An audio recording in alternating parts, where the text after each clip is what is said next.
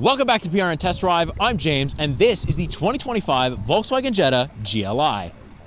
Now, the Jetta GLI is something you're going to want to look at if you want a daily driver that is not boring, that has a little bit of pep in its step. You know what? Let me just show you.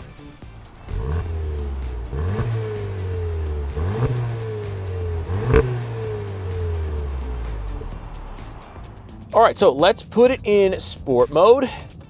Right to sport mode. Transmission is also in sport mode. Let's do it. Woohoo.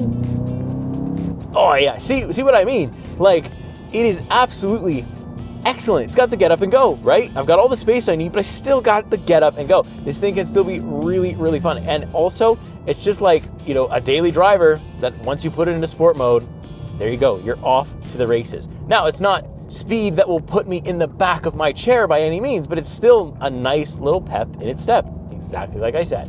So powering this Volkswagen Jetta GLI, we have a 2-liter 4-cylinder turbocharged engine. It is, of course, the TSI engine that Volkswagen likes to put in their vehicles. It produces 228 horsepower, 258 pound-feet of torque, which is very nice. And I'm very happy to say that I've got the dual clutch transmission, although the Jetta is offered in a manual transmission.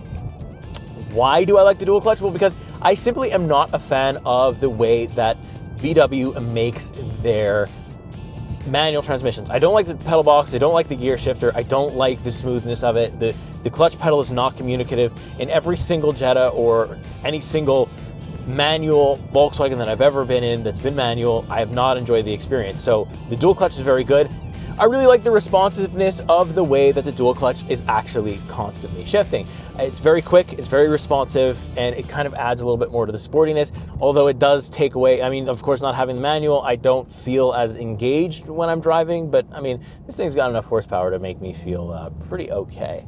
Of course, it is a standard front wheel drive, and that is completely okay, and you're going to be able to get through winter with that as long as you put a good pair of winter tires on. You should be okay. I've done it many times here in Montreal, here in Quebec, and we've been, you know, relatively okay as long as my winter tires are good. Now, the closest thing on paper to the Jetta GLI is going to be the Civic Si, which is, you know, because they're really close in price. This is right around that $35,000, almost say $36,000, and the Civic is around the $36,000 mark as well. So those cars are very competitive, very, very close in price. The Jetta GLI is actually faster, but the Civic Si actually handles a lot better. So the Jetta GLI's handling is not communicative very much, even in like sport mode, even with everything on sport mode wise, it's just not like super, like, I just don't feel like connected to the road like I do when I'm driving a Civic, and I don't think that has anything to do with the transmission. I will say, though, that the adaptive dampers in the Jetta GLI are a very nice touch, because I feel like I can just pop this thing right into comfort mode, and I can be completely comfortable in here. Like, it just kind of turns into a boat.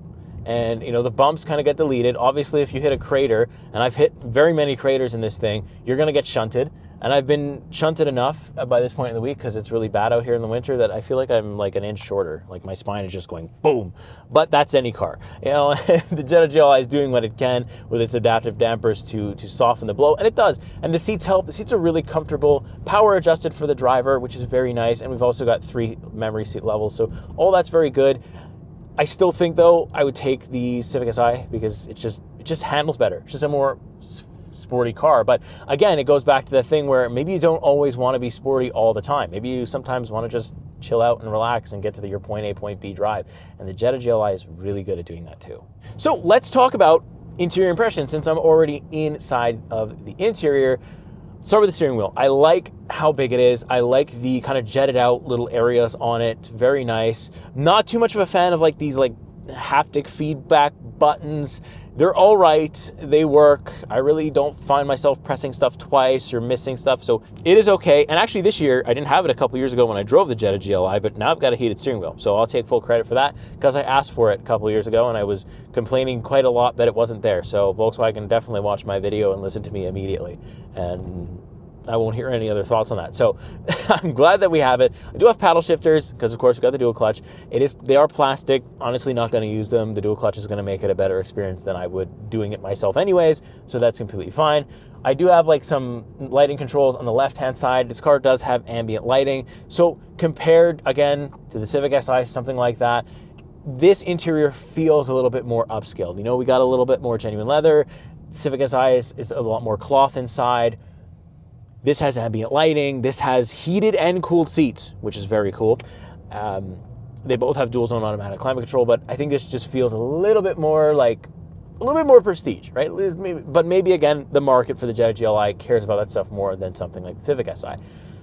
Gauge cluster wise is very nice as well. It's completely customizable. I really like the customizability, how you can change what's on the left and what's on the right and what's in the middle. It's very nice. Volkswagen does that very well. And you can also have a couple of different themes for your gauge cluster depending on your mood. You can also link them to the drive modes, which is also very fun. Speaking of drive modes, I've got an eco mode, a comfort mode, a normal mode, a sport mode, and a custom mode. And the custom mode is the one I drive in the most because I like to have my comfort, my adaptive dampers in suspension and everything else pretty much in sport.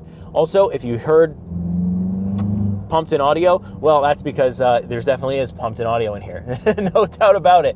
And you know what? I'm okay with it because it gives the vehicle a little bit more personality. Speaking of audio, we do have the Beats speakers in here, which is probably, I'll be honest, they're one of the worst I've ever heard. If you're into music or anything like that, you're not going to enjoy these speakers. It kind of sounds like two mobile phones mounted onto the pillars a little bit.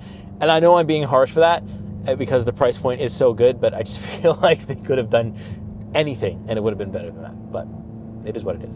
Now, let's talk about our infotainment display. Oh yes, wonderful Volkswagen. Now, the software is good, right? The software is responsive, simple, but it is a little dated because this area looks dated because I've got a lot of like black piano, big bezels.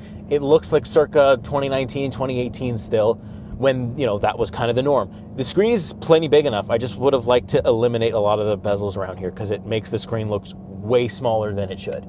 But the software is okay. I do have gesture controls, which I'm trying to do it now live on camera, and it's absolutely not working because guess what? It absolutely doesn't work, no matter what I do. So it's supposed to be a convenience thing, but it's an absolute inconvenience, and I don't think you should ever use it. But other than that, like, I'm really glad that at least for this Volkswagen, I'm not tied to the infotainment display or anything for my HVAC. I do have like touch controls, which again, work when I need them to, so no problems, but still aren't the greatest to use. I think Volkswagen is still trying to figure out what to do with this area, but I will take this version of an HVAC control over something that's in, say, the Volkswagen ID4 or even the Volkswagen Atlas that you would have just seen on the channel. Both of those things they just don't work. Those infotainment areas, those climate controls don't work. This one is maybe not great to use, but it works way better than those, and I'll take this any day of the week. Now, one final thing that I absolutely have to touch on when it comes to the interior and just using this thing in general, it's this auto start stop. I don't like it at all. It's really inconvenient. And when I come to a full stop like I'll do right now, if I have the auto start stop system on, it really makes it a huge delay for going to stop signs. And there's a little bit of a lurch, like even with it off. So like when I take off like that, like there's something like, it feels like it's a brake hold, but my brake hold's not on. I feel like the throttle really sticks when I'm trying to stop, but it's way worse when the auto start stop is on, and it's just really annoying. And it tries to, like, I could feel the engine trying to shut off like way too early all the time, and I just drive with it off. When you get in, press the start button, press it off. Trust me, you're going to appreciate it, because honestly, you're not going to save that much fuel. Fuel economy for me this week has been around the 9.5s. I do a lot of city driving, a lot of idling, quite a bit of sitting in traffic, unfortunately. So it's been decent for that, though. Like, it has been able to handle that stuff. And I think 9.5 for a vehicle like this, especially when I'm like, you know, I'm not driving it in eco mode. I'm driving it in sport mode pretty much all the time, because I like my vehicle to have a bit of get up and go and not be so boring, even if I am sitting in traffic.